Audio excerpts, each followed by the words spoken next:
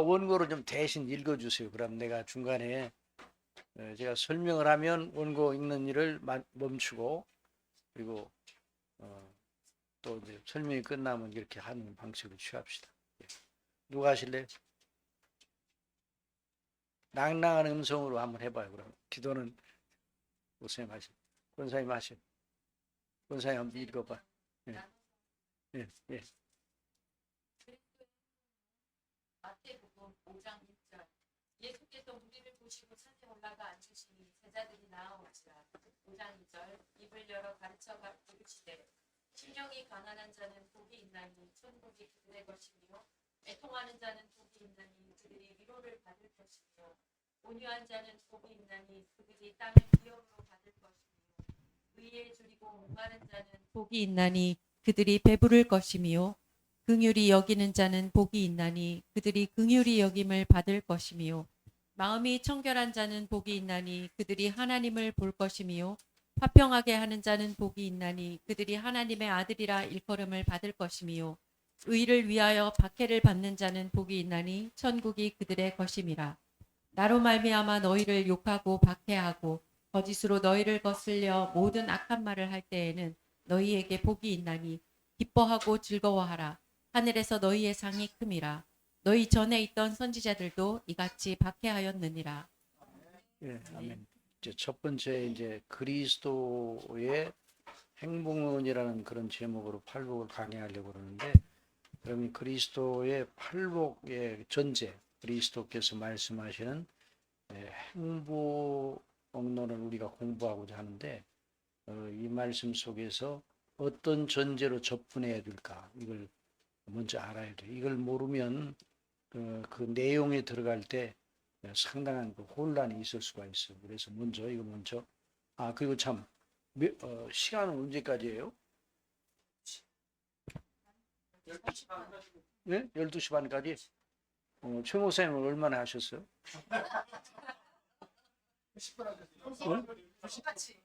어? 90분 하셨어요? 네. 그럼 저도 이제 90분을 하려면 지금부터 90분이면 50분이 끝나는데, 하여튼 그 전에 끝나려고 애를 쓸게요. 예, 그렇습니다. 자, 그래서 이제 그리스도인의 행복론의 전제. 자, 그 다음 계속 읽으세요.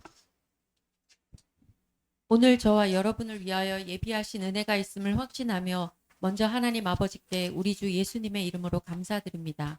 저도 감사하며 그러면서도 거룩한 부담을 안고 오늘 여러분과 함께 숙고하며 은혜 받을 말씀을 준비하였습니다. 예, 부담이에요. 저 사실은 강의를 해달라고 하는 요청을 받으면, 또는 설교나 강의는 하나의 굉장한 부담으로 다가옵니다.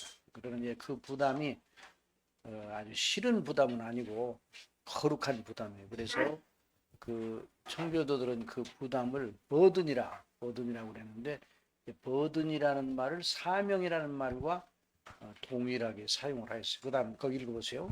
17세기 청교도 설교자들은 자기들에게 임하신 하나님의 말씀을 위한 하나님의 부르심을 부담이라고 표현하였습니다.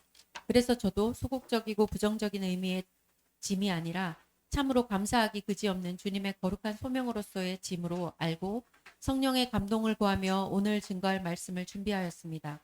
여러분도 그런 거룩한 부담을 가지고 저와 함께 오늘의 본문을 통하여 말씀하시는 주님의 가르침을 듣기 원합니다. 계속 읽으세요. 네. 오늘의 본문 말씀은 우리가 잘 알다시피 예수님의 팔복이란 별명이 붙은 대목입니다. 예수님께서 보시기에 진실로 복된 자를 8가지 나누어 말씀하셨기 때문입니다. 누가 복 있습니까? 실로 예수님께서 누구를 가리켜 저가 복되다 하시면 그 사람은 정말 복된 사람입니다. 예수님께서 화 있을지어다는 말을 듣는 자는 더 이상 불행할 수 없는 사람일 것입니다. 자, 그래서 그러면 누가 복이 있어요? 여러분, 누가 복이 있습니까? 예? 심령이 가난한 자는 복이 있어요. 이제 본문대로 아주 지혜롭게 대답을 하셨는데, 우리가 이걸 공부를 하려고 그러니까 성경 전체에 비추어서 이 본문이 말하는 바가 무엇인가를 알기 위해서는 성경 전체에 비추어서 말할 때 누가 복이 있는 자인가? 누가 복이 있어요? 자, 한마디로 딱 얘기해봐. 구원받은 자가 복이 있어요. 어떻게 했다고요? 구원받은 하나님의 사람이 복이 있어요. 성경에 그 복에 대한 말씀이 많이 나오는데 다 한결같이 그 요점에 집중을 하고 있어요. 자, 그다음 보세요. 그래서 저는 오늘 주어진 시간 동안 본문에 기록된 대로 예수님께서 말씀하시는 복의 정체를 주목하기 원합니다.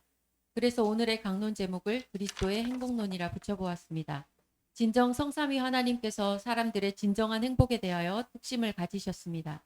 그런데도 일반적으로 사람들은 속으로 하나님, 예수님의 말씀하시는 행복을 좋아하지 않습니다. 왜 그럴까요? 사람들의 의식 속에는 하나님과 예수님은 우리가 바라는 행복과 다른 행복을 늘 말씀하신다. 반하나님적인 정서가 가득하기 때문입니다.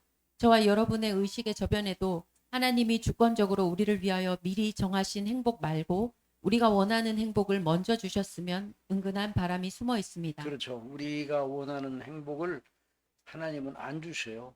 참 하나님은 하나님께서 정하신 복을 우리에게 주시지 우리가 원하는 복은 잘 안 주셔요. 그래서 이제 우리 마음속에 하나님의 은혜라는 말은 좋아하는데 주권이라는 말은 싫어합니다. 사람들이 주권적 은혜라 그러면 이 주권이라는 말이 들어있으면 하나님께서 정하신 주권적인 그 의지를 따라서 우리에게 주시는 복이기 때문에 주권이라는 말에 대한 반감이 있는데 이것이 바로 죄성을 가진 인생, 저와 여러분의 나면서부터 가진 육체의 그 원리가 바로 그 하나님께 대한 반감을 가지는 것으로 나타나거든요. 자, 그러나 우리가 이제 믿음을 가지고 자, 그러면 이제 성경이 말하는 건 사람의 수준입니까? 하나님의 수준입니까? 하나님의 수준이에요. 하나님. 이번에 제가 이제 사경회를 저 밑에 진영에 있는 어느 교회 사경회를 갔다 왔는데 그 교회 목사님께서 제가 여러 번 강조를 했거든요. 믿음은 사람의 수준이 아니라 하나님의 수준이다. 그래서 사람인데 어떻게 하나님 수준으로 할 수 있는가? 믿음으로 하면 그렇게 된다. 그런 말씀을 했는데 잘 이해를 성도들은 잘 빨리 이해가 안 되는가 봐요. 근데 이제 목사님은 워낙 이제 복음의 사역자니까 이미 그렇게 생각을 하고 있었고 또 그 말씀을 통해서 다시 한번 힘을 얻었다고 그러는데 언제나 이 교회가 소위 이제 기독교가 다른 종교와 아주 판이하게 구별되는 건 기독교는 하나님께서 하나님의 수준의 이야기예요. 그리고 다른 종교는 아주 사람을 분발시켜서 아주 굉장히 사람을 고양시키려는 아주 대단한 노력의 산물이라고 말할 수 있거든요. 그런데 여전히 그 수준은 사람의 수준. 이것이 이제 다른 거예요. 자, 그런 입장에서 이제 하나님의 수준에서 그다음 보세요. 우리가 보기에 하나님은 너무나 더뎌 보이십니다. 그리고 우리가 보기에 하나님은 우리가 애써 쌓아놓은 행복의 탑을 무너뜨리시기를 잘 하십니다. 그래서 하나님 말고 성경이 말하는 행복 말고 우리가 정말 원하는 행복을 말해주는 선생을 찾는 경향이 농후합니다. 그래서 사도 바울이 때가 이르면 사람들이 귀가 가려워서 진리에서 귀를 돌이켜서 자기 사욕을 쫓는 거짓 선생들을 많이 둘 것이라고 그랬어요. 사도 시대에도 그런 경고를 이제 성령께서 하셨는데 오늘 이 시대는 뭐 말해서 못합니까? 그래서 우리가 이제 이 하나님의 말씀을 들으려 할 때 이 점을 늘 염두에 둬야 돼요. 그러니까 우리 수준으로 뭘 자꾸만 우리의 그 프레임 속에 하나님의 말씀을 가두려고 그러니까 충돌이 일어나고 안 되죠. 그게 그래서 이제 답답하고 또 지루하고 전혀 우리와 맞질 않은 그런 것이 되는 거죠. 그러나 우리가 하나님께서 주신 은혜를 따라서 구원을 받은 사람은 거듭나 예수 그리스도를 믿어 구원받은 사람은 그 은혜의 말씀을 따라서 다시 한번 우리 심령이 견고해지고 더 거룩해지는 거죠. 그 다음에요. 그러나 하나님, 예수님이 말씀하시는 행복, 그 복락이 영원합니다. 그것을 믿고 그 안에서 기뻐하는 사람들이 되게 하시기를 바랍니다. 우리 신명기 10장 13절은 다 같이 읽읍시다. 시작. 내 흥복을 위하여 명하는 여호와의 명령과 규례를 지킬 것이 아니냐. 그 다음에요. 이스라엘 사람들에게 그렇게 말씀하셨습니다. 그러나 광야의 이스라엘은 자기들이 구하는 행복을 추구하며 하나님의 복된 명을 어기길 밥 먹듯이 하였습니다. 그렇죠. 그러니 이스라엘의 역사, 그 유대 민족의 역사가 하나님께로부터 큰 은혜와 복을 받은 사람들인데도 불구하고 그들이 결국 하나님의 명을 어기는 일에 아주 익숙해 있었어요. 그래서 결국은 사도 바울은 로마서에서 유대인과 이방인들을 하나님 앞에 동등선상에 놓고 있어요. 그 의인은 없나니 하나도 없도다. 결론을 내리고 있어요. 물론 성경에서 인용해서 결론을 내렸는데 성경 전체가 그걸 말하죠. 그러니까 이방인들은 아주 우상 숭배로 아주 악한 죄 가운데 있는 것이도 유대인들은 율법과 하나님의 영광을 보았고 많은 하나님의 능력을 체험을 하였어요. 유대인들에게 이스라엘 그 유대인들 그 조상들에게 하나님께서 베풀어 주셨던 구약에 기록된 그 내용 그걸 보면 얼마나 참 큰 은혜를 받은 것이죠. 그런데도 불구하고 여러분 우리가 홍해를 말해요. 우리가 홍해를 이제 우리가 만일 그 이스라엘처럼 홍해를 건넜다면 우리가 변화되어야 돼, 안 돼야 돼? 홍해를 건넜어요. 그렇게 육지처럼 우리가 다 홍해를 건넜어요. 그럼 변화돼야 돼, 안 변화돼야 돼? 변화돼야 마땅하죠. 그런데 출애굽이 그 홍해를 건넌 다음에 그 사람들은 여전히 변화되질 않았어요. 그러니까 우리가 그 속에 있더라도 변화됐겠어요? 안 됐겠어요? 우리 같으면 변화됐겠죠? 이 마스터스에 나오시는 여러분들한테 변화됐겠죠?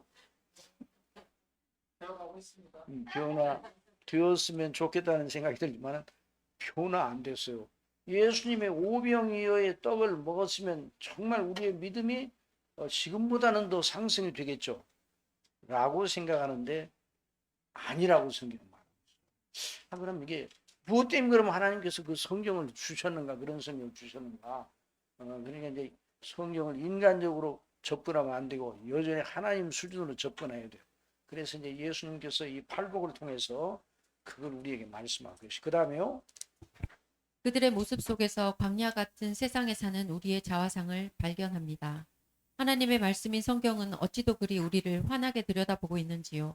히브리서 4장 13절 지으신 것이 하나도 그 앞에 나타나지 않음이 없고 우리의 결산을 받으실 이의 눈앞에 만물이 벌거벗은 것 같이 드러나느니라. 지으신 것이 하나라도 그 앞에 나타나지 않고 않음이 없고 오직 만물이 우리를 상관하시는 자의 눈앞에 벌거벗은 것 같이 드러나느니라. 그렇죠. 그러니까 아주 모든 만물이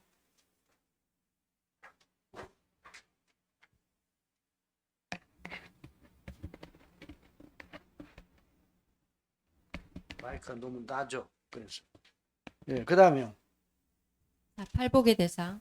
먼저 우리는 예수님께서 이 말씀을 누구에게 하셨는지부터 알아봅시다. 자, 마태복음 그러니까 이제 이 말씀을 들었던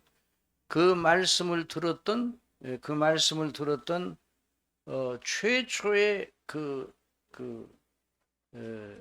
제자들, 바로 이 예수님의 말씀을 직접 들었던 사람들, 그 대상들이 누군가를 잘 주목을 해야 돼요. 그냥 자, 누구에게 말씀하셨어요? 제자들에게 말씀하셨잖아요. 그러니까 또 이제 거기 예수님께 나온 모든 사람들에게 다 말씀하신 거죠. 그래 안 그래요? 라고 생각하면 안 된다 이 말이에요. 네, 그래서 이제 그 구분을 잘 해야 돼요. 자, 그 대상들이 누군가, 그런 대상들을 잘 모르면 팔복이 모든 인생들에게 무작위적으로 주어질 수 있는 교훈처럼 생각이 되는 거예요. 그런데 팔복은 그렇지 않다는 것을 우리는 여기서 먼저 접근해야 돼요. 그 다음에요. 마태복음 5장 1절 예수께서 무리를 보시고 산에 올라가 앉으시니 제자들이 나아온지라. 5장 2절 입을 열어 가르쳐 이르시되. 영어도 읽을까요? 영어. Now when he saw the crowd he went up on a mountainside and sat down. His disciples came to him, and he began to teach them, 예. saying. 잘 팔복의 대상은 예수님을 잘 따 읽으셨어요. 영어 잘 읽. 이제 듣든지 말든지 하여튼 잘 읽으셨어요. 바르게 잘 읽으셨어요. 자, 그다음에요. 거기 팔복의 대상은 예수님을 믿고 따르는 제자들이었습니다. 거기 보세요. 이걸 잘 생각을 해야 돼요. 자, 거기 또 계속 읽어. 마태복음 5장 1절은 예수님께서 당신께 나온 무리를 보시고 산에 크라우즈라고 올라가셨습니다. 하는 큰 크라우드. 무리를 거기 이제 크라우즈라는 말이 있고 디사이플스라는 말이 있거든요. 이제 요 구분을 좀 잘 해야 돼요. 오늘 교회 설교자들이 이 구분을 못하고 있어서 목회 그 말씀 사이에 상당한 애를 먹고 혼란을 겪고 있는데 복음은 모든 사람들에게 증거가 돼야 돼요. 그 나온 사람들에게 그렇게는 하지만 여전히 그렇다고 해서 그 사람들의 수준을 염두에 두고 그 사람들의 입장에서 말씀을 증거한다는 미명하에서 복음이 말하는 그 복음의 진수를 약화시키면 안 되는 거예요. 그러니까 예수님께서는 여전히 예수님의 말씀은 모든 사람들이 다 들을 만한 말씀이었죠. 그래 안 그래요? 자, 예수님의 말씀 모든 사람들이 들을 만한 말씀이었죠. 라고 생각하면 안 된단 말이죠. 예수님의 말씀은 모든 사람들이 들을 만한 말씀이 아니었어요. 예수님의 말씀은 들을 귀가 있는 자만 들려지는 말씀이었어요. 그래 안 그래요? 그렇습니까 안 그렇습니까? 그게 들을 귀가 있는 자는 들을지어다 말씀하시거든요. 또 계속 요한계시에 성령이 귀 있는 자는 성령이 교회들에게 하시는 말씀을 들을지어다 말씀하셨어요. 그러니까 교회가 이 말씀을 대언을 해야 돼요. 그런데 모든 크라우드, 모든 대중들이 다 들을 수 있는 메시지를 구하니까 문제가 되는 거예요. 물론 그렇게 하면 많은 사람들을 얻을 수 있어요. 많은 사람들이 그러니까 거듭나지 않고도 감동적인 그런 설교를 할 수가 있어요. 그러면요 굉장히 이건 아주 기만이에요. 설교자로서. 그러면 안 돼요. 거듭난 자들만 들려지는 말씀을 준 거예요. 설교자. 그러면 거듭나지 아니한 사람들에게는 복음을 전하지 말라는 말이 아니에요. 복음을 전해요. 그래서 성령께서 그 복음을 통해서 이제 거듭나게 하셔서 그 말씀을 듣게 하시는데 그러니까 설교자들이 모든 이들이 거듭나지 않고도 감동적인 설교를 하면 안 돼. 그러면 거듭나지 아니한 상태에서 계속 머물게 한다. 알겠어요? 그러면 큰일 나는 거예요. 큰일 나는 거예요. 응? 그런데 왜 설교자들이 그러니까 그 설교자들이 모든 사람들에게 먹혀들 수 있는 메시지를 구하느라고 무진애를 쓰는 거예요. 왜 그렇게 설교하는데 그렇게 아니 무슨 설교 자료가 있어야 되는데 성경 있잖아. 어떻게 성경만 가지고 해요? 그래서 성경을 가지고 성경을 증거하는 게 설교 아니에요? 그래도 그러면 안 들어요. 안 듣더라도 그렇게 하라고 그래요. 안 들었더라도 그러면 듣는 사람이 없으면 뭐 설교에 무슨 소용이 있습니까? 뭐 이런 식이에요. 그런데 교회 역사상 하나님이 쓰신 설교자들은 항상 성경만 증거라 했어요. 아시겠어요? 그래서 성경에 있는 문자적으로 성경만 이렇게 했다는 그 말이 아니라 성경을 증거하는 일에 아주 자신들을 온전히 몰입시켰어요. 그러니까 여기에서도 예수님이 팔복을 말씀하시는 이 팔복이 모든 사람들이 들을 만한 메시지가 아니에요. 더 보세요. 마태복음 5장 1절은 예수님께서 당신께 나온 무리를 보시고 산에 올라가셨습니다. 그 무리는 바로 마태복음 4장 마지막에 나오는 큰 무리의 사람들을 가리켰습니다.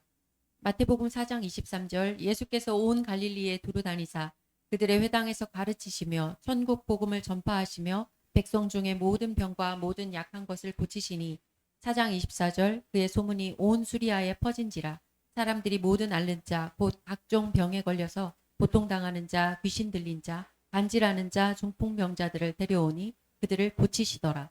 4장 25절 갈릴리와 데가볼리와 예루살렘과 유대와 요단강 건너편에서 수많은 무리가 따르니라. 그러니까 얼마나 많은 무리가 예수님께 몰려 나왔어요. 굉장한 많은 무리가, 아주 큰 무리가, 크라우드, 아주 큰 무리들이 나왔어요. 자, 그 다음에요. 마태복음 5장 1절의 무리는 바로 그 마태복음 4장 25절의 수많은 무리를 말합니다.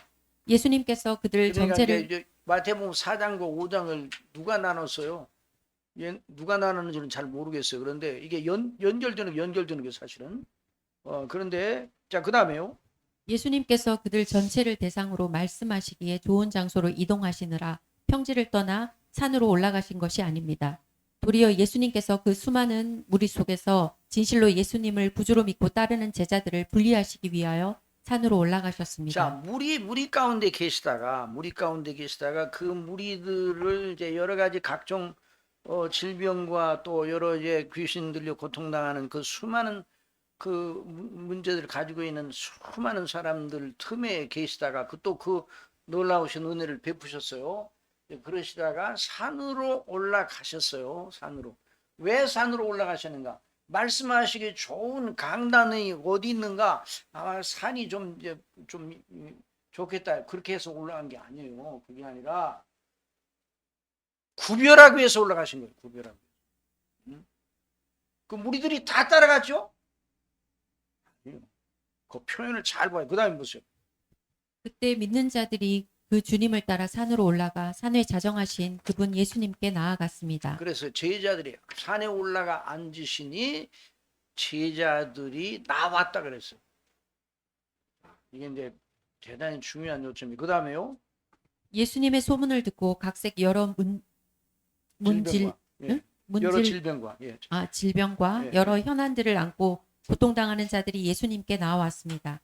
예수님께서 그들을 보시며 그들 전체를 다 받아 가르치려 하지 않으시고 제자들을 그 무리에서 분리하여 이것이 하나님의 거룩한 방식, 예수님의 방식 따로 가르치셨습니다. 자, 이게 대단히 중요합니다. 이 교회 메시지가 모든 사람들이 들을 메시지가 아니라 하나님께서 은혜 주시기로 작정된 자들이 받을 메시지. 그래서 윌리엄 쉐드라는 그 19세기 아주 유명한 신학자요, 그 설교자가, 제가 이제 그 책 번역을 했죠.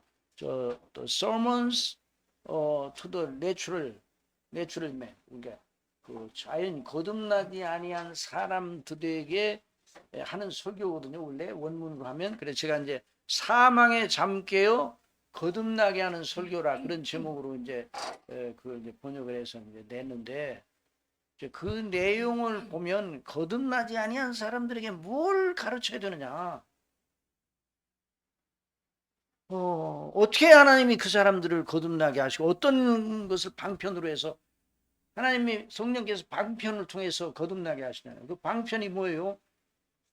바로 하나님의 말씀인데, 특별히 율법 아래에 있는 하나님의 정죄 아래에 있는 인생의 진상을, 그리고 하나님의 진노 아래에 있는 인생의 영원한 운명에 대해서, 그러니까 성경이 말하는 바예요. 거듭나지 아니한 사람들에게 설교를 하는 것도 그들이 감동을 받고 뭔가 그들의 수준에서 뭐 잘 이해하고 뭐 받을 수 있는 그런 말이 아니에요.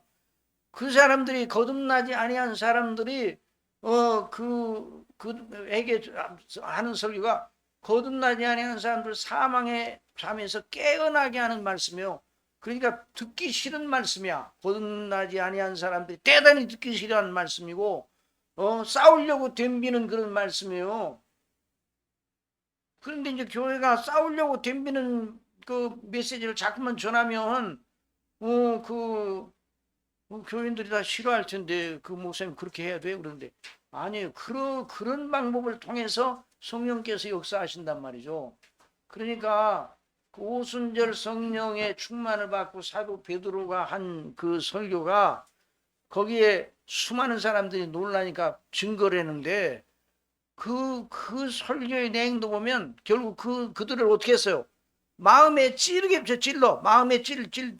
이게 성령의 역사에 마음에 찔러. 그러니까 그들이 행한 잘못에 대한 예수님을 십자가에 빌라도를 통해서 십자가에 못 박아 죽게 하는 그런 잘못에 대한 그러니까 그들이 가장 싫어하는 말이었어요. 그 말이 그 예수님을 죽인 자들이 자기들이라니 마땅히 죽어야 할 자니까 죽었지. 자기가 하나님의 아들이라고 그러고 그게 유대인들의 보편적인 시각이었거든요. 그런데 거기에다가 거기 온 사람들은 유대인들이 아니고 여러 나라에서 왔긴 하지만 유대인들도 있고 여러 나라에 흩어진 디아스포라도 있었고 거기 있는 사람들도 있었어요. 그런데 그들을 보고 너희들이 죽였다. 그 말을 제일 싫어했어요. 그 사람들이 제일 싫어했어요. 그러니까 그 일반 유대인들은 우리가 죽인 게 아니라 마땅히 죽어야 하니까 죽었지. 자기를 하나님의 아들이라고 하나님과 동등 되게 하는 참남한 자를 우리가 가만히 놔도 성경대로라면 마땅히 죽어야 된다. 그래서 자기들이 죽였다는 그런 말을 들을 때 제일 싫어하는 말이었어요. 그런데 사도 베드로는 너희가 죽였다고 그래. 너희가. 그러나 하나님이 살리셨다. 그렇게 말씀하셨어요. 그러니까 이 거듭나지 아니하는 사람들에게 그 성경대로 성경이 말하는 대로 율법 아래 있는 율법의 정죄 아래 하나님의 진노 아래 있는 그리고 영원한 그 파멸의 지옥이 준비되어 있는 이런 그 성경이 말하는 대전제를 제시를 해야 돼요. 근데 그 제시를 안 해. 그런 얘기를 하게 되면 사람들이 싫어한다고. 그래서 사람들이 싫어하는 것을 증거를 해야 돼요. 그런데 그것을 결국 그걸 통해 사람들이 영혼을 각성시키고 살리시는 분이 누구시라고요? 성령님이세요. 하나님의 수준이라니까. 왜 우리 수준에서 자꾸만 덤비냔 말이죠. 그러면 안 되는 거예요. 그러니까 성도들이 교회에 가가지고 이렇게 하다 보면 이제 이거 다 못 하겠는데 그러면 이제 다음에 또 하면 되죠. 그래 그렇게 하면. 점심시간은 지켜야 됩니다. 알았어요. 알았어. 하여튼 제가 12시 반까지는 끝내려고 했을 테니까. 12시 40분까지. 40분까지. 예, 그래요. 예. 40분까지. 자, 그렇게 해서 그러니까 이걸 우리가 잘 생각을 해야 돼요. 설교자들도 마찬가지고 성도들도 마찬가지예요. 그러니까 다 듣기 원하는 사람, 그래서 사람들이 설교를 듣고 와서 참 오늘 목사님 통해서 정말 아주 정말 명심하고 참 귀담아 듣고 우리가 실천에 옮길 만한 좋은 메시지를 들었다. 이렇게 하고 아주 그냥 너무너무 아주 마음속에 아주 힘을 얻었다 그러는데 여전히 거듭나지 아니한 상태에 있는 사람을 그 거듭나지 아니한 상태에 있는 사람을 감동해 가지고 그들의 지성과 의지와 정서를 고양시킬 수가 있어요. 어느 정도까지는. 매주마다 그래. 그 매주마다 감동이지. 그럼 매주마다 살아나는 역사는 없어. 그럼 뭐야? 그럼 큰일 나는 거예요. 그러니까 이게 하나님께 우리가 예수님을 믿는다는 하나님께 거듭나 하나님께 회심하는 거 아니고 회심하는 거. 그 역사가 사람의 힘으로 안 되는 거예요. 하나님의 성령님의 역사로 말미암아 되는데 제가 이제 존 오웬 책을 성령론을 번역하고 있잖아요. 그 문제를 집중적으로 다루고 성령께서 어떻게 사람을 거듭나게 하시는가, 그 거듭남이 무엇인가 집중적으로 다루는 거예요. 사람들을 설득하고 사람들을 논리적으로 동기부여를 하고 뭐 그렇게 해가지고 그 도덕적 설득만으로 끝나는가, 그게 아니라는 거예요. 그러니까 도덕적 그 윤리적 수준에서의 설교를 해서 사람들에게 그 감동을 주는 그 정도 가지고는 큰 구원과는 상관이 없다는 거예요. 그걸 알아야 돼요. 자, 그 다음에 이 팔복의 대상은 세상 사람 전체를 향한 것이 아니라 교회를 향하신 말씀입니다. 그렇죠. 로마서가 로마인들 전체를 향해서 준 메시지죠. 로마에 있는 교회에 보낸 거예요. 아시겠어요? 그러니까 아 서울을 성시화합시다. 나 그 소리 들을 때마다 냅둬 그냥 냅두는데 그게 한 정소리가 아니에요. 무슨 대구를 성시합 냅둬요. 무슨 대구를 성시합 그러지 말고 자기 교회나 거룩하게 해요.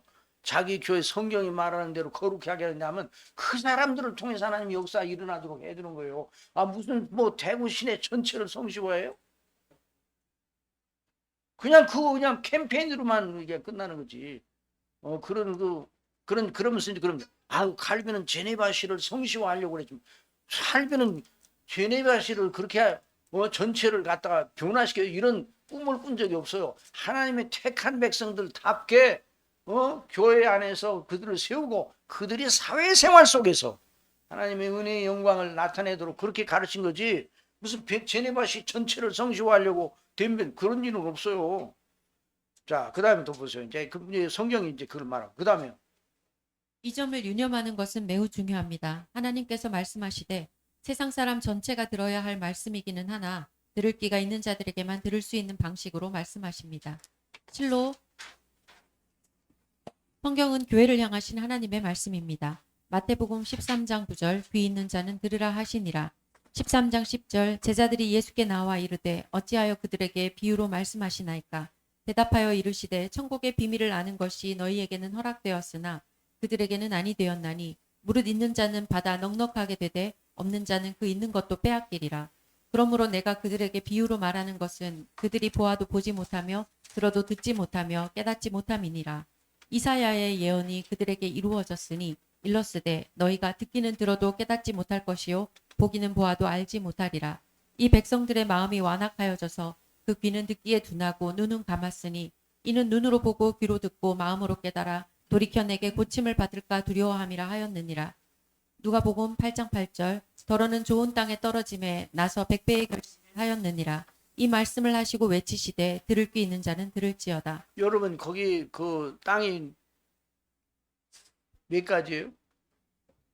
씨 뿌리는 땅이 몇 가지예요? 씨 뿌리는 자에 비유해서 길가, 돌밭, 가시덤불, 그냥 옥토죠. 앞에 세 밭은 내추럴 필드야. 무슨 말인지 알겠어?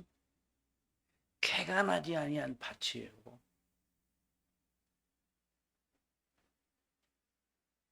있는 그대로예요. 거기다 씨를 뿌려도 소용이 없어요. 그런데 마지막 옥토 손 댔어요 안 됐어요? 가끔 옥토가 있기는 있죠. 밭은 아닌데 그냥 옥토가 원래 있죠.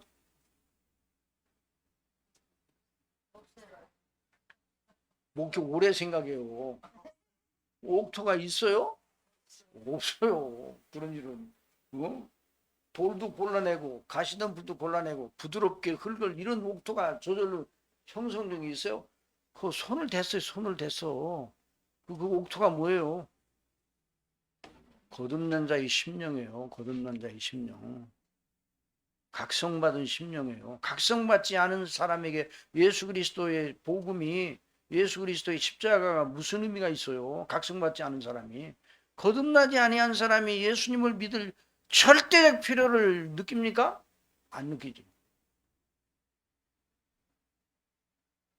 그러니까 예수님을 믿되 정말 예수님의 말로 정말 위대하신 분이에요. 아주 대단하신 분이에요. 여러 종교의 대상이지만 예수님처럼 위대한 분은 없어요. 이렇게 하고 예수님을 믿는다 할지라도 가짜예요. 아시겠어요?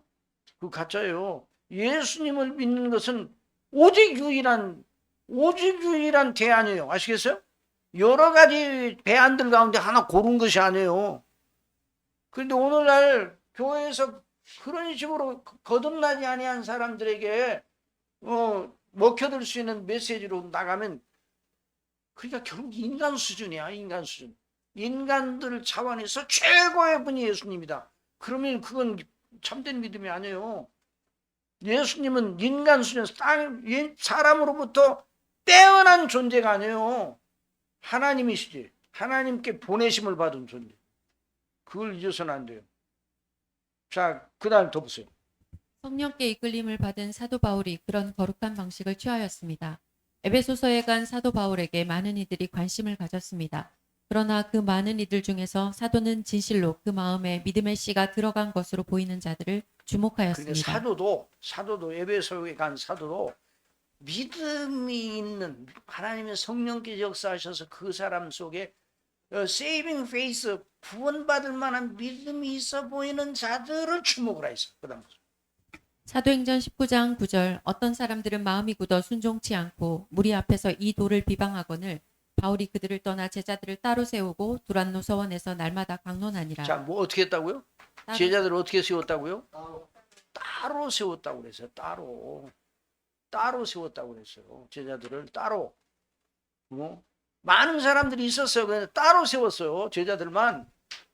자, 복음을 전할 때는 누구든지 다 예수 그리스도를 믿으면 구원을 받는다고 하고, 왜 우리가 예수님을 믿어야 되냐 하는 것을 그 하나님의 거룩한 공의와 율법에 정죄하려는 그 인생의 죄 가운데 있는 인생의 참상을 이제 증거를 했죠. 그리고 나서 예수 그리스도께서 십자가의 대속에 놀라운 죽으심과 부활하심을 증거를 했어요.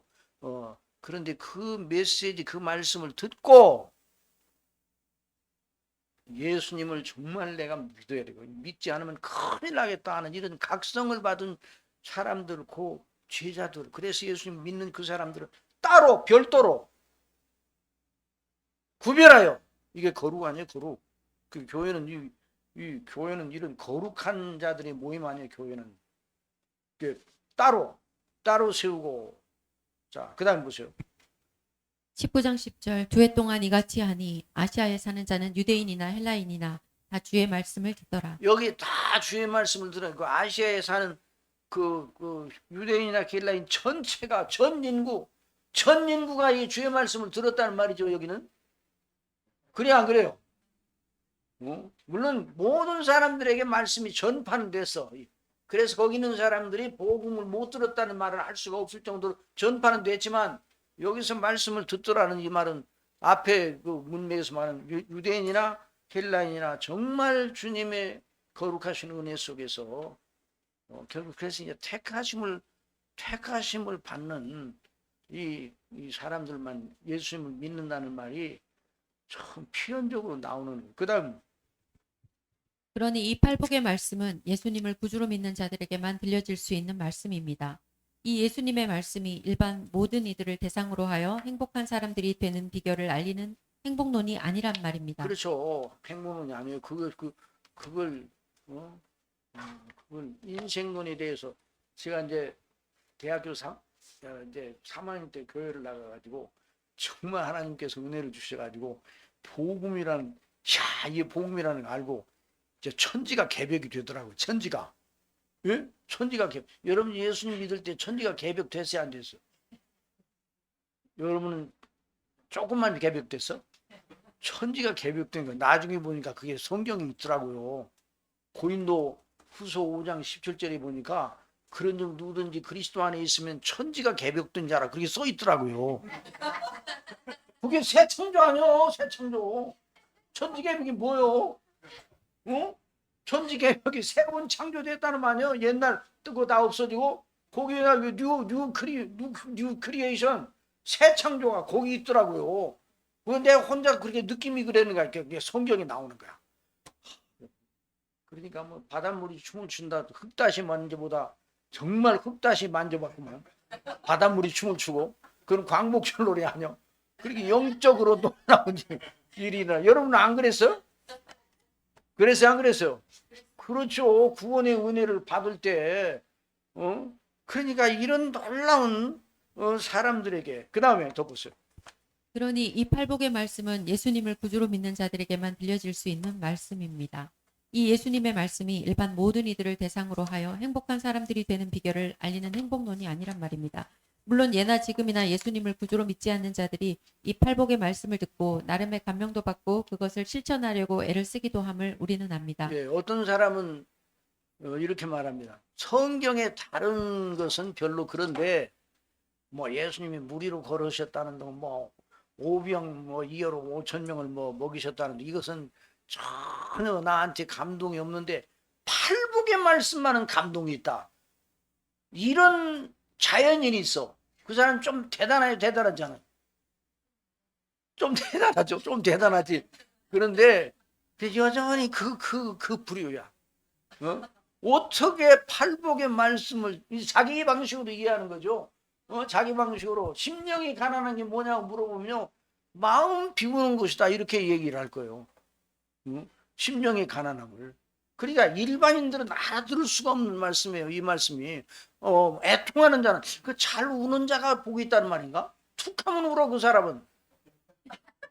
무슨 말만 하면 딴 사람들 눈물이 줄라 울어. 이제 그런 사람 복이 있죠? 그런 말이 아니에요.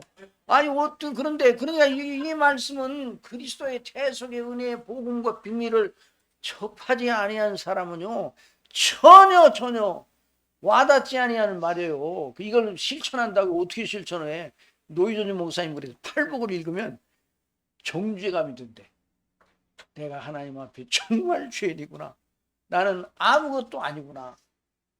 정말 그리스도 안에 있는 하나님의 긍휼 외에는 바랄 것이 없구나. 이런 의식이 든다는 거예요, 자기가. 그 그리스도 안에서 구원받고 그 복음의 은혜의 영광 속에 있는 사람인데 그 사람만 그렇게 느끼는 거예요. 근데 어떤 사람들은 팔복의 말씀을 듣고 야, 좋은 실천, 아주 대단한 교훈이다 이렇게 얘기를 한단 말이죠. 그러니까 참 이런 걸 봐요. 그러니까 알아들을 수가 없어요. 성경이 말하는 복음을 거듭나지 아니하면. 그러니까 이걸 생각하고 어떻게 실천을 해요? 구원받아가지고 하나님의 은혜 가운데 하나님의 그 자녀가 된 우리도 이걸 팔복을 늘 들여다보고 또 실천하려고 하면 우리의 넘어짐부터 생각이 되는데 그 다음 또 보세요. 그러나 이 말씀은 하나님을 믿고 자신의 죄를 회개하고 예수님을 진실로 구주로 믿는 사람들, 곧 구원받은 하나님의 자녀들로 하여금 그들이 받은 복의 비밀을 알게 합니다. 그래서 예수님을 구주로 믿지 않는 이들이 이 말씀을 들어도 자기들 나름대로 해석하고 자기들 나름으로 감화를 받을 수 있으나 여기서 말씀하시는 행복에 대하여는 상관이 없습니다. 사람이 성령으로 말미암아 말씀을 통하여 거듭나 회개하고 예수님을 구주로 믿은 후에야 이 말씀을 청종하고 이해할 수 있습니다. 사실 성경 전체가 믿어지는 것은 그런 사람들 뿐입니다. 그렇죠. 그 사람들 뿐이에요. 그 사람들 뿐이에요.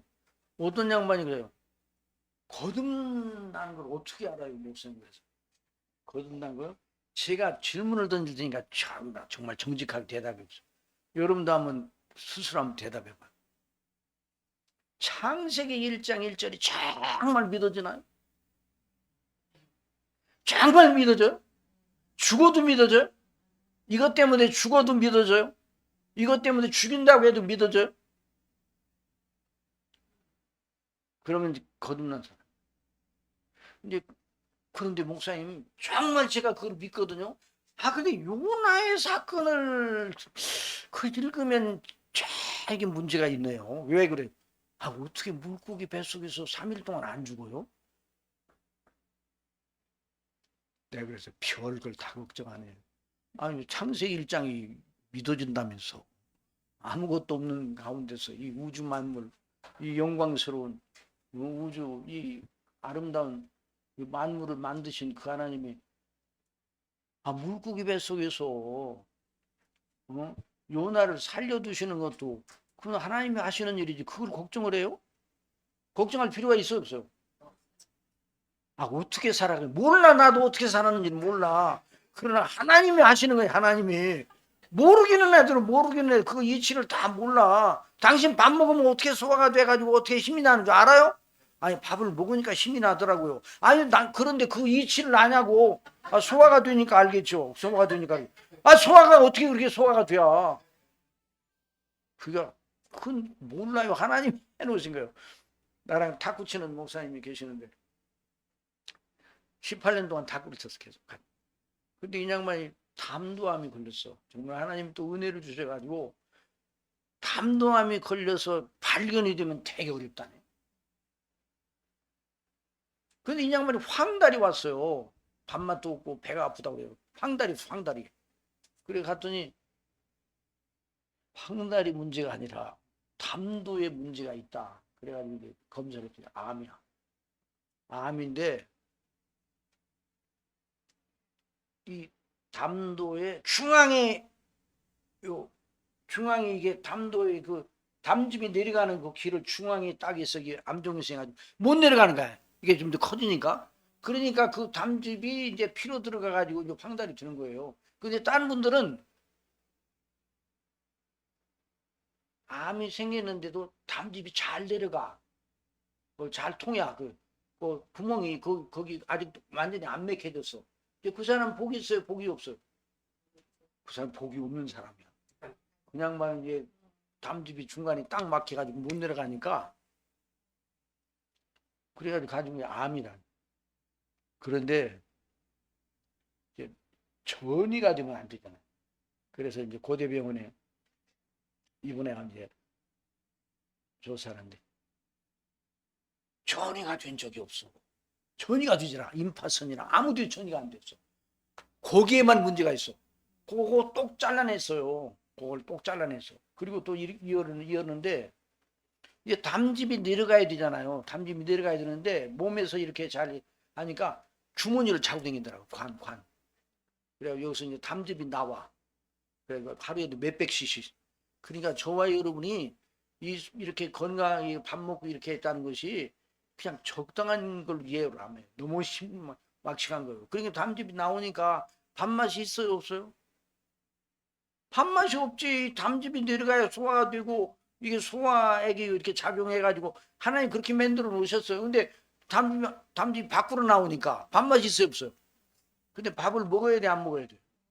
자꾸 먹어야 되죠.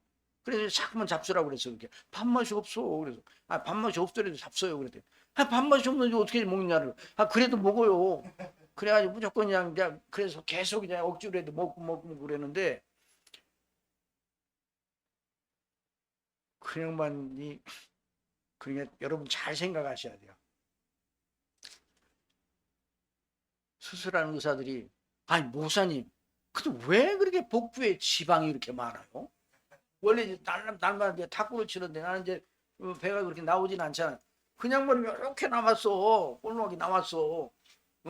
그 탁구를 치는데, 그런데 그 날마다 이제 우리 같이 이제 일주일에 2번, 3번 치잖아요. 이제 맨날 치잖아. 그럼 땀 흘리고 나면 이렇게 보면 나는 안 나오는데 이렇게 나왔어. 그래서 아이고 그 배가 좀 이상하게 볼록하다 그랬는데 거기에 이제 복부에 이제 기름 덩어리가 있어서 그랬던 거야. 그런데 그 의사들이 뭐라고 하는 거야.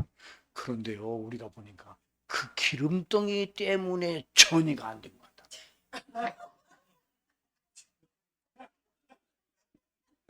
이게 웃을 일이야. 기름덩이 때문에. 유 목사님 얘기하시는 거예요? 유재 목사. 그래가지고 암암인데 때려가지고 3월 8일에 이제 수술하셨는데 항암, 방사능 전혀 안 봐도 그거 떼내는데 뭐 때문에 봐도 다 없는데 그 몸속에 그 암세포가 없는데 그래 이것만 빼내가지고 그냥 나하고 전화했어. 오늘 몇 cc 뺐어요? 오늘 400cc 나왔어. 아이고 오늘은 더 많이 나왔네. 뭐 그래. 그래서 밥을 좀 잘 잡숴야지 그래. 아이고 죽겠어 그냥 밥을. 그러니 이제 지금은요 요걸 다 떼내버렸어. 그래 여기 이제 여기 있던 그래서 그거 봉합했어. 수술을 봉합했어. 그랬더니 봉합은 무슨 봉합이야. 그거 빼내니까 그냥 살도 메워져 가지고 그냥 끝났대는 거야. 하나님이 하시네. 그런데 이제 안 나오는 거야 이 담즙이 밖으로. 그 말은 몸속에서 담즙이 제대로 이제 그 경로를 통해서 그 위로 들어가는 그 메커니즘이 이제 하나님 그렇게 형성. 우리 이제 발톱 빠지고 손톱 빠지면 나야 안 나? 이거 볼 때 너무너무 신명막치하잖아. 어떤 사람한테 얘기하니까 그럼 뭐 발톱이 빠지면 나지 뭐 신기하게 생각해. 신기하지 않아요? 어떻게 거기에 빠졌는데 거기에 또 나냔 말이에요. 그게 하나님의 놀라운 은혜예요. 그러니까 이 장기도 어떤 걸 잘라내면 그 장기와 연결되는 어떤 뭐가 있어서 형성이 되는가 봐. 그 사람에게 맞게. 이거 누가 하신 거예요? 하나님 하시고 여기 의사 양반은 안 계시지? 의사 양반 있으면 더 물어보고. 근데 우리 교회 권사님이 이제 옛날에 이제 팔 여기 할 때 여기 이 팔뚝살이 이게 으그러졌어. 이게 깨졌어. 그래 오늘 병원에서 이제 수술하니까 의사가 이제 이렇게 맞춰놓더래. 그러면서 앞으로 괜찮을 거냐고. 괜찮아요. 우리는 그냥 적당히 맞춰놓은데 적당히 맞춰놓으면 깨진 거 아주 깨진 건 아주 최밀하고 정밀하게 딱 맞춰놓는 게 아니라는 거예요. 그 맞춰놓으면 그럼 뭐 어떻게 해요? 나중에 나오면서 그게 다 제자리로 간대. 그래 붙고 그런데 이거 누가 하시는 거예요? 하나님이 하시는 거 아니에요? 그런 의사들이 그걸 보면서도 예수님 안 믿는 사람들이 있어. 그건 또 기적이요. 거듭나지 않으면 안 되는 거예요. 그런데 뭘 말하는 그 밥을 그래 요즘 밥이 너무 맛있는 거예요. 네? 배가 고프고 여러분 배가 고프다는 게 은혜가 아니에요. 은혜요. 밥을 보면요. 밥을 보면 그냥 기쁘지 않고 그냥 아이고 밥만 보러 그냥 아이고 싫어. 그럼요 그 사람 얼른 병원에 가봐야 돼요. 응? 그러니까 우리가 이렇게 참 하나님이 정말 얼마나 우리 몸을 참 신묘막측하게 만드셨어요. 그런데 어떻게 그렇게 밥을 먹고 싶고 이러냔 말이에요. 이 이치를 다 알아요. 의사들한테 물어보면 다 알아요. 아니 그냥 그렇게 소화가 되니까 그런 게 요 정도밖에 얘기를 못해요. 우리도 몰라요. 그 의사가 정직하지. 다 아는 척하는 의사는요. 그 정직하지 못하는 의사예요. 그냥 하나님이 하시는 거 아니에요? 하나님이 천지를 만드셨다. 그거 한 가지만 정말 믿어지면 성경 전체가 다 믿어져야 되는 거예요. 아시겠어요? 성경 전체가 다 믿어져요. 아니 성경이 어려운 대목이 있어요 없어요? 그 해석이 안 되는 부분도 있잖아요. 그럴 수는 있어. 그러나 믿기는 해야 돼요. 나는 이 뜻이 무엇인지는 잘 모르겠지만 이 말씀 하나님의 말씀이니까. 그러니까 하나님이 하시는 일. 그러니까 이 성령의 이 감동하심 속에서 거듭난 사람이 아니면 이런 경지까지 못 올라가는 거야. 이 놀라운 일. 자, 그 다음에 그래서 이 말씀이 모든 사람들에게 다 들려질 수 있는 말씀이 아니라 이 말. 그 다음에 자유주의 신학자들과 그들의 추종자들은 거듭나지 않는 자들임을 스스로 드러냅니다. 다시 강조하거니와 이 팔복의 말씀은 사람이 자기를 연마하여 행복에 이르는 길을 말하는 것이 아닙니다. 이 복의 말씀은 복의 비결을 가르치는 말씀이 아니라 그 복을 이미 받은 자의 복됨을 선포하고 자, 이미 복 받은 자 구원 받기 위해서 이 말씀을 주신 게 아니에요. 구원 받은 제자들 이미 예수님을 믿는 제자들 그 사람들에게 따로 말씀하신 거예요. 그 다음에요. 그 받은 복을 견지하며 그 복을 더 알아 더 복된 상태로 들어가라 하시는 구주의 말씀입니다. 예수님이 이 땅에 오신 목적이 무엇입니까? 행복을 주러 오셨습니까? 그러합니다. 그 행복이 대체 무엇입니까? 마태복음 1장 21절 아들을 낳으리니 이름을 예수라 하라. 이는 그가 자기 백성을 그들의 죄에서 구원할 자이심이라 하니라. 그렇죠. 구원의 행복이 최고의 복이잖아요. 예? 구원이 대주제 구원이. 왜 근데 교회가 구원의 대주제를 갖다 놓고 주제는 놓고 딴 걸 그렇게 얘기하느라고 했어. 그러니까 사도 바울이나 사도 바울 성경에 사도 베드로는 사도들을 통해 주신 이 성경 그리고 그 이후에 초대교회로부터 지금까지 하나님의 놀라운 역사가 그 구원의 복음과 함께 내려왔잖아요. 그걸 견지하는 것이 그리고 구원받은 사람으로 어떻게 하나님께 영광을 돌려야 되느냐 그거에 대한 그 이치를 말하는 게 바로 그게 성령의 가르치심 아니에요? 그게 계획주의야. 그런데 그걸 다 알았다고 생각합니다. 그 다음 더 읽어보세요. 요한복음 3장 16절 하나님이 세상을 이처럼 사랑하사 독생자를 주셨으니 이는 그를 믿는 자마다 멸망하지 않고 영생을 얻게 하려 하심이라. 3장 17절 하나님이 그 아들을 세상에 보내신 것은 세상을 심판하려 하심이 아니요 그로 말미암아 세상이 구원을 받게 하려 하심이라. 진짜 구원이 대주제예요. 하나님 나라와 구원이 대주제예요. 예? 그래서 천국이 가까웠다. 회개하라 천국이 가까웠다. 부주께서 그렇게 말씀하셨잖아요. 그러니까 천국과 하나님의 나라와 구원이 하나야. 한 주제예요. 아시겠어요? 한 주제예요. 여러분 구원 받았다는 이것이 어느 정도 복인가? 영생 얻었다는 것이요.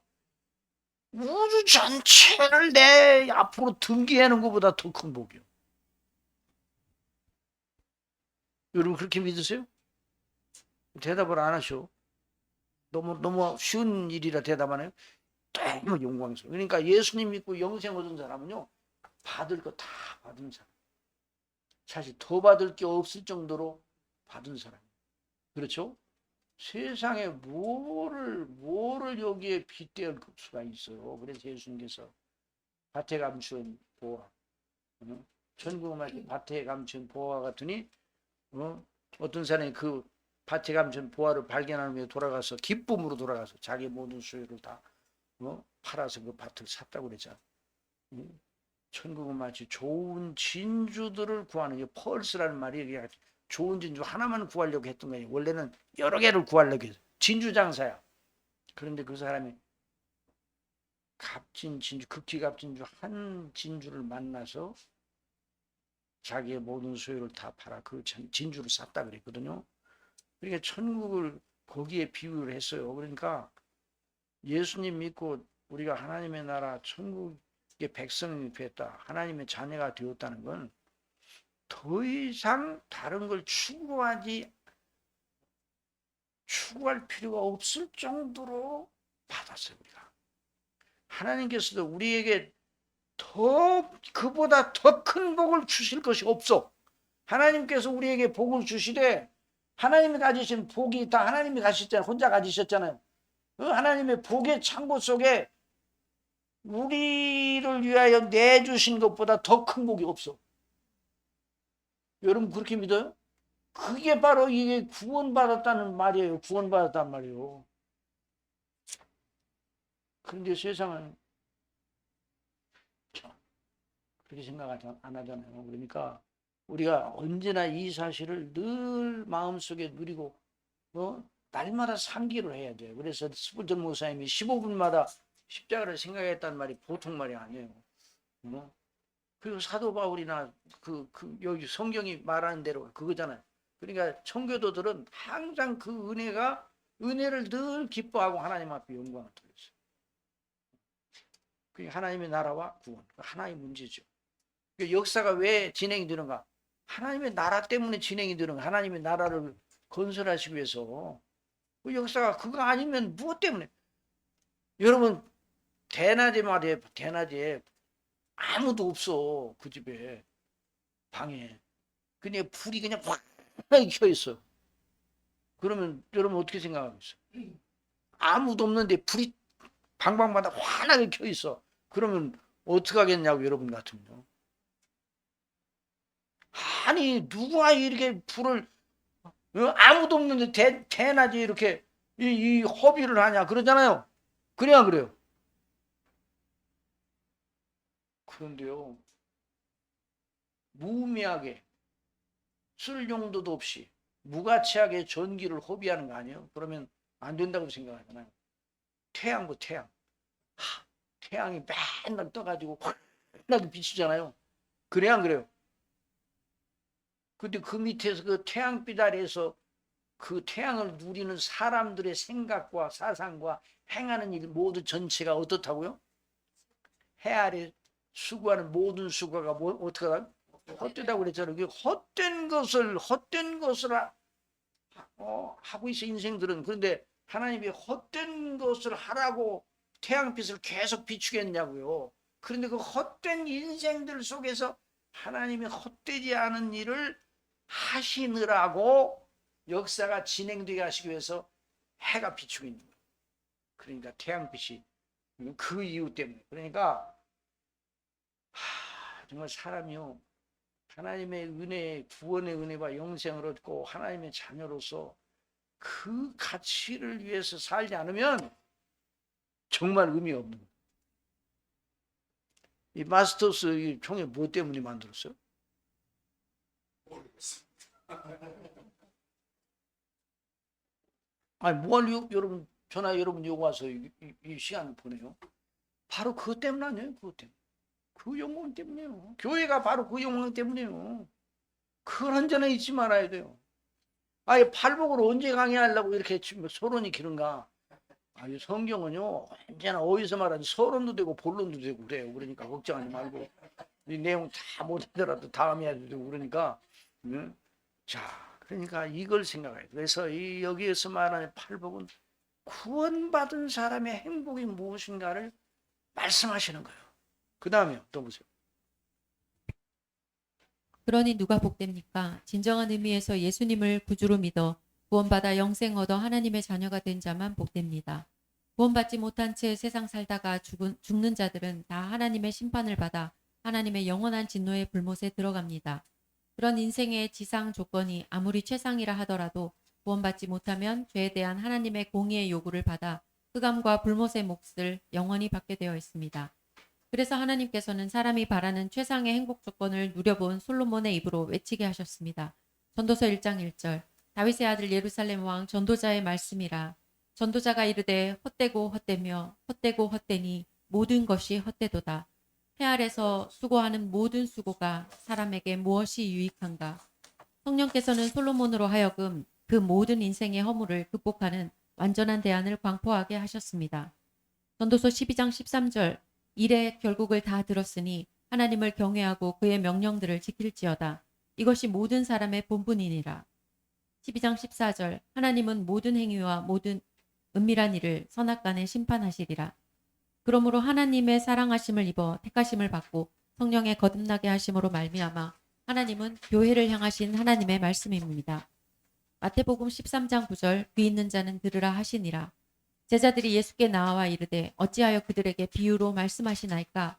대답하여 이르시되 천국에 아니군요. 죄송합니다. 뒤로 가야 되는데. 앞으로 갔네요.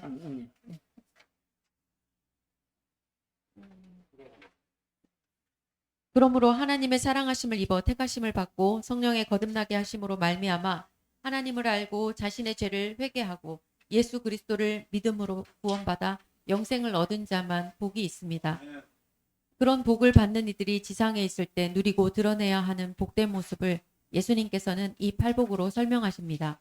지상에 사는 모든 인생의 대주제, 인생으로 의미 충만하게 하는 것이 무엇이냐 물으면 저는 하나님의 말씀인 성경에 입각하여 말합니다. 죄에서 구원받아 영생 얻은 하나님의 자녀가 되어 하나님의 이름과 그 나라와 그 영광을 위하여 사는 것이라고 그렇죠. 말합니다. 이것이 우리 삶, 이 지상 생애의 가치를 결정하는 말이죠. 우리가 이제 웨스트민스터 소요리 문답 제1문답 그 뒤에 보세요. 그 1문답 제1문답을 보세요. 1문 감수. 예. 왜? 1648년에 반포된 아니 그 밑에 1문이요? 예. 그것도 읽으십시오. 예. 반포된 웨스트민스터 신앙 고백의 대소요리 문답의 제1문답은 무엇라 되어 있습니까? 그 신앙 고백 작성을 위하여 목사님들과 신학자들과 성도들을 대표한 장로님들, 위원들 150명 넘는 5년여 동안 1,000번 이상의 회의와 토론을 거쳐 최종적으로 그 신앙 고백을 내놓았습니다. 그러니까 보통 책이 아니에요. 이 책이 그냥 적당히 나온 게 아니에요. 그다음에 그 대소요리 문답 제1문답입니다. 1문 What is the chief purpose for which man is made? 사람이 지음받은 제1의 목적은 무엇인가? 목적을 지으신 제일 목적. 아니 그건 내가 잘못했는 거 지워야 되는데. 그다음에 답. 사람이 지음받은 제1의 목적은 하나님을 영화롭게 하며 영원토록 하나님을 즐거워하는 것이다. 그렇죠. 이게 바로 영원토록 하나님 즐거. 그다음에 To glory 그다음에 쭉 God, 내려가서 to enjoy Him forever. 네. 저와 여러분 우리 주 예수님을 구주로 믿어 구원받은 자들은 이미 여기 팔복으로 묘사된 복의 씨를 받은 자들입니다. 그러니까 이미 우리는 팔복을 받은 사람들이에요? 아니에요. 받은 사람, 씨를 받은 사람들. 그러니까 그 씨를 받았으니까 씨가 나야지. 그렇죠? 씨가 나요. 우리 집에서 이제 우리 또 우리 이제 목사님 사모님은 여기 텃밭에서 이제 하는데 우리 텃밭이 너무 멀어서 우리 집에서 베란다에 텃밭을 만들어 가지고 텃밭이 아닌지 베란다에 한 화분이 30개 주는데 고추가 한 12 그리고 이제 도마도 한 도마도 12개 해가지고 하여튼 한 30개 돼요. 그런데 야, 그 돈으로 따지면 사서 먹는 게 나아. 돈으로 따지면. 그런데 그게 씨가 나가지고 거기에 많은 유목을 심었더니 지금 여기 고추가 주렁주렁 열렸어요. 그걸 보면서 이야, 그리고 도마도가 이런 게 막 열리고, 자, 그 씨에서 나왔단 말이야. 씨 속에 다 들어있어. 그렇죠? 씨 속에 그것이 프로그램이 다 들어있어. 이거 볼 때 정말 하나님의 행사가 너무 놀랍잖아요. 그 씨 속에, 그 고추 많은 씨 속에 그 고추의 성질이 다 있어. 어떤 고추는 키가 커요. 계량적이래. 어떤 고추는 작아. 이제 이런 그 성질이 다 들어있는 거예요. 그러니까 우리가 영생을 원리 씨로 받았단 말이죠. 구원을. 그러니까 그런 입장에 있는 우리가 어떻게 하나님과 사람에 대하여 우리 마음을 쓰고 어떤 관계 하에서 우리가 삶을 영위해 나가야 되냐는 문제를 팔복에서. 그 다음에 그러니 이 팔복은 불행한 사람이 행복한 사람이 되는 방식과 비결을 알려주는 말씀이 아닙니다. 이미 하나님의 구원의 은총을 받은 자들이 소유한 복의 스펙트럼을 우리는 팔복에서 봅니다. 그 스펙트럼, 복의 스펙트럼. 빛을 비추면 스펙트럼에 햇빛이 그 무지개 색깔이 나잖아요. 그런 것처럼 그와 같은 것을 여기서 말하고 있어요. 6번으로 넘어 6번. 그러므로 여기 팔복으로 말씀하시는 그리스도의 행복론은 행복해지는 비결을 말하는 것이 아니고 이미 받은 그 행복을 지상의 삶 속에서 어떤 방식으로 표명해야 할지를 가르쳐 주십니다. 그러므로 여러분이 정말 구원받은 자라면 팔복의 말씀을 강해하는 도중에 이 예수님의 말씀이 내 내면의 마음과 생각과 심리를 그대로 말씀하시고 있음을 알게 될 것입니다. 그렇죠. 이 팔복의 말씀을 잘 유심히 들여다보면 이미 내 속에서 일어났다 하는 것을 확인을 하게 돼요. 그 다음에요. 저 말씀이 바로 내 마음에 일어난 일을 내가 생각하고 있는 바를 그대로 드러내네 라는 탄성을 지르게 됩니다. 로이드 존스 목사님의 팔복의 말씀 강해를 듣고 저는 그런 탄성을 질렀습니다. 그리고 이 팔복의 말씀은 8가지 종류의 그리스도인들을 말하는 것이 아니라 모든 구원받은 자들 모두가 가지고 있는 복을 이 8가지로 나타내고 있습니다. 그렇죠. 그 다음에요. 이 팔복을 말씀하신 예수님은 당신의 십자가 죽으심의 피와 부활의 권능을 내다보면서 이 말씀을 하신 것입니다. 여기 이제 십자가 대속의 그 대업을 완성하시기 전에 그걸 내다보시면서 이 말씀을 하신 것이죠. 그 다음에 팔복으로 구성된 그리스도인의 복 1. 구원받은 하나님의 사람은 심령은 가난하고 천국을 소유한 자라. 마태복음 5장 1절 예수께서 무리를 보시고 산에 올라가 앉으시니 제자들이 나아온지라. 입을 열어 가르쳐 이르시되 심령이 가난한 자는 복이 있나니 천국이 그들의 것이미요. 거듭나서 자기가 죄인임을 알고 회개하고 예수님을 구주로 믿는 사람들의 영적 심리를 말하고 있습니다. 근데 제가 처음에 예수님을 믿고 이 성경을 사모하고 성경을 더 깨달아 알기 위해서 성경을 읽을 때 제일 어려운 그 개념이 이 개념이었어요. 심령이 가난하다는 게 뭔가. 심령이 가난하다고 내 마음으로 많이 노력을 해봤어요. 내가 생각하는 심령이 가난하면 마음을 비우는 것이 아니야. 이거 생각을 하고. 근데 마음은 비워지는 게 아니잖아요. 이 마음이 빠지면 다른 마음이 들어가. 그 어떤 사람이 저는 마음을 비웠습니다 그러는데요. 그전 마음이 더 나아. 뭐 이것 때문에. 그거 마음 비워지면 더 나쁜 마음이 들어가서 그 정치가들이 저는 마음을 비웠습니다. 나중에 보면요. 아주 더 흉악해. 아주. 그러니까 마음은 진공 상태에 있는 게 아니에요. 그게 여기서 말하는지 그걸 말하는 게 아니야. 마음을 어떻게 가누냐 이걸 말하는 게 아니에요. 마인드 컨트롤이 아니야. 이 대목이. 그러니까 어떻게 이 세상 사람들이 인문학의 영역에서 이 문제를 다루고 있어. 이제 도 닦는 저 스님들에게 가서 물어보면요. 틀림없이 무소유를 얘기하면서 욕심 부리지 마. 그렇게 말할 거 마음 비워야 된다. 어떻게 마음 안 돼요. 그러니까 참 이게 우리 사람은요. 이게 스스로 존재할 수 있는 존재가 아니라서 그 무언가를 의존하고 무언가 영향을 받게 돼 있어요. 우리는. 자, 그 다음에서 보세요. 심령이 가난한 조건으로 천국을 소유하게 된다는 말씀이 아닙니다. 스스로는 하나님 앞에 내놓아야 할 것, 하나님 보시기에 합당한 것이 하나도 없다. 하나님께 제출할 의를 스스로는 하나도 가지고 있지 않다는 의미의 절대 가난하다는 의식을 마음으로 가진 자는 복이 있다는 말입니다. 기적이 아니에요? 하나님을 모르던 사람이, 그러니까 여기에서 이 팔복의 사람은 하나님에 대한 절대 개념을 가지고 있어요.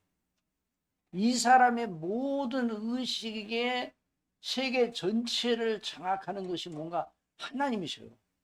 이전에 내가 생각하던 하나님이 아니라 성경으로 자신을 계시하신 하나님이셔요. 그 하나님 앞에 내가 가난하다 하는 걸 심령으로, 내면적으로 정말로 내가 하나님 앞에 내놓아야 될 것이 있는데, 그러니까 하나님과의 관계 안에 있잖아요. 이 구원받은 사람은 언제나 하나님에 대한 생각이 가장 우선이 들어오잖아요. 아니 그러니까 하나님과의 관계 속에 모든 걸 그 아래에다 놓고, 모든 걸 그 아래에다 놓고 하나님의 관계에 비달해서 모든 걸 생각하는 사람 아니에요. 그러니까 이 사람이 이런 사상을 어떻게 배웠어요? 이건 플라톤도 생각하지 못한 것이고 아리스토텔레스도 모르는 거예요. 플라톤은 이데아 사상이 뭐예요? 이게 동화는 아니죠? 응? 대마죠. 이게 뭐예요 이게? 나 이름 모르겠네. 아니 뭔가 그렇다고요. 이게 무슨 뭐예요? 무슨 나무인데 이게 무슨 예를 들어 이게 장미라고 그래요. 플라톤은 눈에 보이는 장미는 장미가 아니라는 거예요. 그 뭐가 장미냐 그래요. 장미로 장미 되게 하는 이데아가 있다는 거예요. 눈에 보이지 않아. 야, 고고한 소리예요. 고고한 소리. 그런데 고고한 소리인데 가만히 들어보니까 나중에 예수님 믿고 그 말을 들어보니까 하나님이 천지를 만드셨다는 걸 좀 비로소 믿고 하니까 완전히 자기도 모르는 소리를 한 거예요. 아니 이데아 그 눈에 보이지 않은 이데아가 있대. 그 손으로 만져지지도 않고 그러면 인식되지도 않아. 그럼 그런 이데아는 그 뭐야? 그게 뭐냐? 그 정체가 뭐냐? 그 정체가 뭐냐? 그것이 그 본질이라는데. 그러니까 아주 허무맹랑한 소리를 하고 있는 거예요. 그러니까 상상의 나래를 펴서 나름대로 뭔가를 구상해가지고, 그게 인문학의 미로학습이에요. 미로학습. 여러분 미로학습을 많이 하면 길을 잘 찾죠. 미로를 만들어 놓고 학습을 많이 시키면 길을 잘 찾냐고요. 더 못 찾죠. 그러니까 인문학의 한계예요. 인문학. 그러니까 이어령 그 박사가 우리나라의 인문학을 대표하는 사람이었잖아요. 근데 인문학이 가는 한계는 있겠습니까? 없겠습니까? 있어요. 인문학은요. 그게 그 소리예요. 나중에. 자기들끼리 뭐 대단한 거 하지만 해 아래 새 것이 없다고 요즘 뭐 별소리를 다 하지만 옛날에 다 나왔던 거예요. 그러니까 사람의 의식 속에, 세계 속에서 나름대로 생각해보고 사변적으로 생각해보고 구상해보고 상상해보고 하는 그 모든 것이 다 나왔어. 뭐 더 이상 나올 것이 없어요.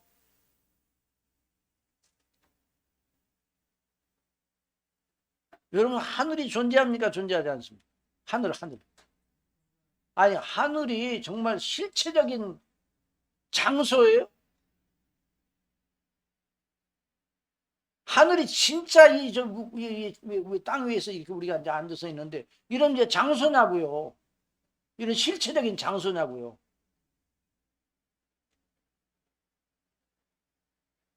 아주 고고한 개념이냐고요? 그럼 그래요?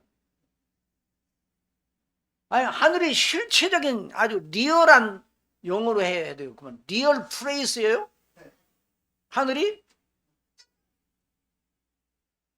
아니라고요? 이런 질문을 던지면 여러분이 이미 다 알고 있으면서도 불구하고 이런 질문을 갖다 던지면 사람은요 생각을 하라고 그러면요 생각을 해보는데 좋은 것 이또 붙잡았던 놓고 상상의 나래를 펴는 거예요. 리얼 플레이스예요. 리얼 플레이스가 아니에요. 하늘이. 예? 진짜로 정말 이런 정말 이 장소가 있는 거예요.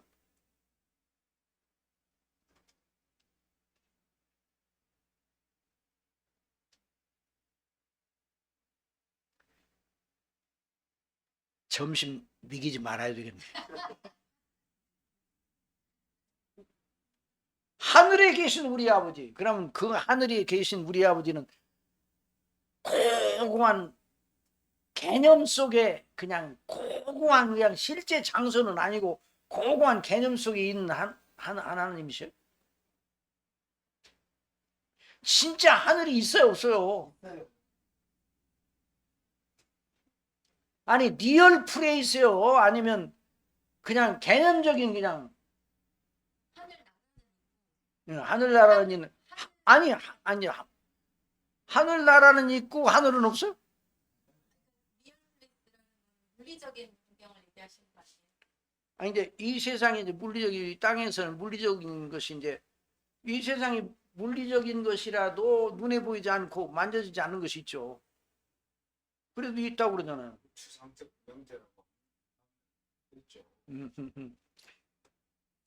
하늘이 진짜로 장소예요. 아시겠어요? 아 진짜 장소라니까. 헤븐이 헤븐 이런 스카이가 아니라 영적 장소예요. 우리 세상에 물리적인 것으로 계측할 수는 없고 감지될 수는 없으나 진짜 하늘이 있는 거예요. 있어 없어요? 진짜 있다고 그래. 그 고고한 개념으로 알면 플라톤화 된다니까요. 믿음이. 아니 플라톤 철학을 처음 배우는데 철학사를 배우는데 그 얘기를 하는데요. 이야 생각을 깊게 하게 하더라고요. 생각을 깊게 하는 것이 진리죠. 별것도 아닌 걸 가지고 깊게 만드는 게 인문학이야. 별것도 아닌 걸 가지고. 그 하나님이 없는 세계 사람들이 상상의 날 펴잖아요. 근데 결국 인문학은 이제 쳇바퀴 돌도 이제 돈 도는. 나중에 이제 이어령 박사가 자기가 다 뭐 책도 보고 철학자들이 다 나름대로 이제 봤잖아요. 그 사람들이 주장하는 거. 근데 하나님을 알고 성경대로 주님을 믿으니까 그 인문학의 세계에서는 난리가 난 거예요. 사실은. 예? 자기들을 배반한 아주 배반자. 그래서 이어령 박사한테 와가지고 그냥만 그러더라고요. 박해를 많이 받았다고 그러더라고요. 그래서 무슨 박해다니까 선배들 아니 이 박사 그게 정말 그래요? 이 박사가 진짜 이 성경대로 이거 세례를 받았다고? 아이고 그 어쩌다 그렇게 됐냐. 그리고 이제 후배들이 와가지고 또 제자들이 와가지고 아 이 박사님 아 정말 그래 하나님이 계신 거예요 그래? 정말 하나님이 계십니까? 이렇게 묻는 게 아니라 이 박사님 보셨어요 하나님을? 그러니까 이어령 박사 하나님은 못 봤지. 그러나 마귀는 봤다 그랬어. 마귀. 예? 마귀를 봤다고요? 네가 마귀야. 네가.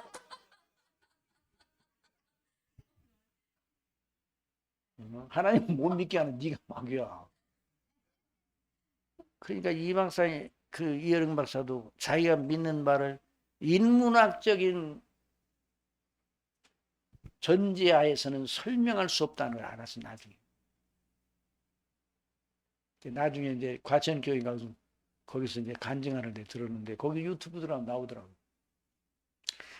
병원에 가서 지금 자기 내시경을 하고 왔다는 거예요. 자기 자신이 내 뱃속에서 일어나는 일도 모르는데 저와 여러분 뱃속에 일어나는 게 알아요 몰라요? 모르잖아요. 모르는데 뭘 다 아는 것처럼 하냐는 거죠. 그러니까 참 그 인문학의 이런 이성과 사람의 지혜를 극대화시켜서 나름대로 논리를 형성하는 거 아니에요. 그걸 연구를 해가지고. 하나님께서 물론 이제 이성을 주셨으니까 그 이성의 작용을 통해서 그렇게 하긴 하지만 하나님을 빼놓고 진리를 말하니 아주 그건 다 허상이 허상.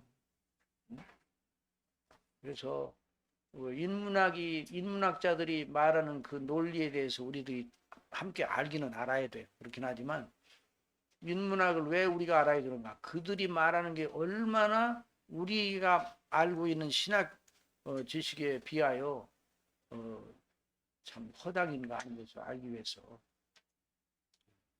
그래서 심령이 가능하다. 이걸 하나님의 절대자 하나님을 알고 그 앞에 내가 아무것도 아니고 그 앞에 정말 필요한 게 뭐냐? 의요, 의. 그게 없어. 하나도 없어. 하나님과 절대 관계하는데 그 관계를 정상화할 수 있는 근거가 내게는 없어요. 아주 절대 가난해. 절대 가난. 이걸 심령으로 인식하는 사람은 복이 있다. 그 사람 누구예요? 예수 믿는 사람 아니에요? 구원받은 사람. 조금만 더 하고, 그 다음 더. 조금. 우리가 예수님을 처음 믿을 때나 지금이나 우리 의가 조금은 있으나 그것 가지고는 좀 모자라서 예수님의 것을 도움받아야 한다는 의식으로 믿었습니까? 그런 믿음은 종교성의 발로이지 거듭난 믿음이 아닙니다. 그러므로 참된 믿음은 그 사람의 종교성이나 도덕성을 개발하고 연마하여 나는 것이 아닙니다. 그렇죠. 이게 우리의 믿음이 우리를 연마한 그 결과로 나오는 게 아니에요. 돌을 닦다가 예수님 믿는 게 아니에요. 정말 하나님께서 주시는 선물인데 새롭게 우리를, 그러니까 이전에 있던 우리를 죽이고 새로운 생명의 원리를 성령께서 주입하셔야 우리 속에 이런 의식이 들어오는 거예요. 자, 더 보세요. 요한복음 3장 3절 예수께서 대답하여 이르시되 진실로 진실로 내게 이르노니 사람이 거듭나지 아니하면 하나님의 나라를 볼 수 없느니라. 니고데모가 이르되 사람이 늙으면 어떻게 날 수 있사옵나이까? 두 번째 모태에 들어갔다가 날 수 있사옵나이까? 이게 세상에 니고데모가 던진 이 질문이야말로 모든 인문학자들이 성경이 말하는 복음을 대하는 그 방식이 마찬가지야. 모든 인문학자들이 이런 식으로 기독교를 공격해 왔어요. 그런데 사람이 그래, 예수님이 그래, 늙으면 늙어가지고 다시 어머니 태 속으로 들어갔다가 난다는 것을 그렇게 말씀을 하셨겠냐고요. 그런데 그 니고데모의 수준에서는 그 정도밖에 사고가 일어나지 않는 거예요. 자, 그 다음 보세요. 대답하시되 진실로 진실로 내게 이르노니 사람이 물과 성령으로 나지 아니하면 하나님의 나라에 들어갈 수 없느니라. 육으로 난 것은 육이요 영으로 난 것은 영이니 내가 내게 거듭나야 하겠다 하는 말을 놀랍게 여기지 말라.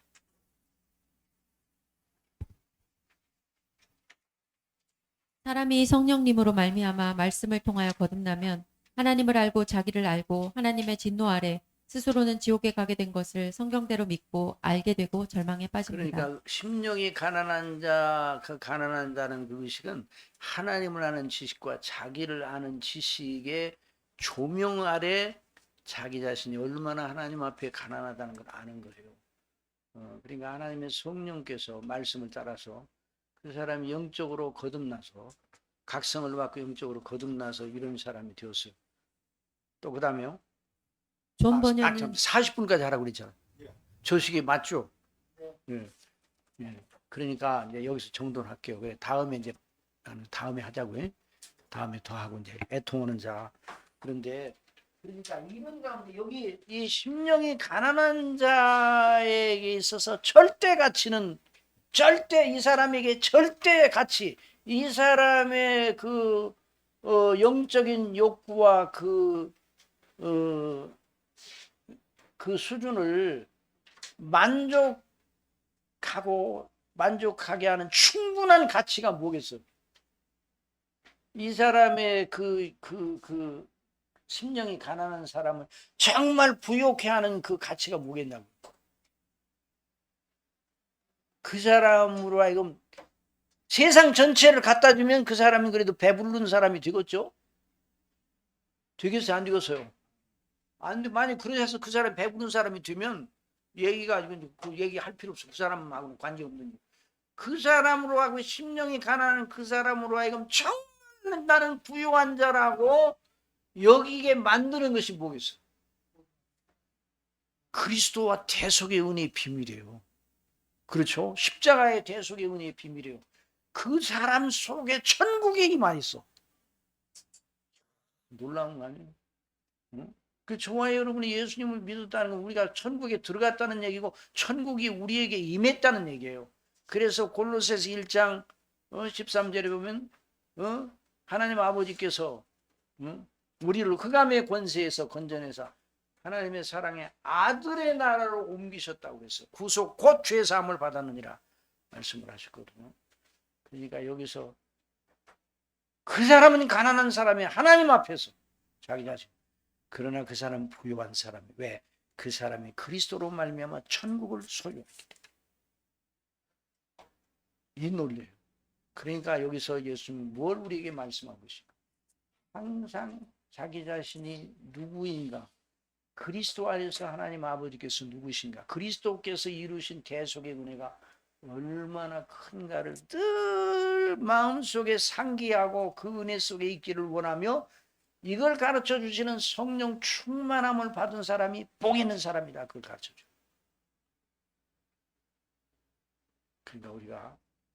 그러니까 다른 성경에서 말하는 것과 전혀 별개 다른 걸 말하는 게 아니에요. 여기서는 구원받는 방법을 알려주는 건 아니에요. 구원이 이미 받은 사람이기 때문에. 그러나 구원받은 사람의 심령 속에 성령께서 어떻게 그 사람을 거듭나게 하셔서 예수님을 믿고 그 사람의 이제 의식의 세계가 어떻게 새롭게 지음을 받았는가 하는 사실을 보여주며 그걸 우리 삶 속에서 드러내라고 예수님 말씀해 주고 계십니다. 자, 여기까지 하겠습니다. 혹시 질문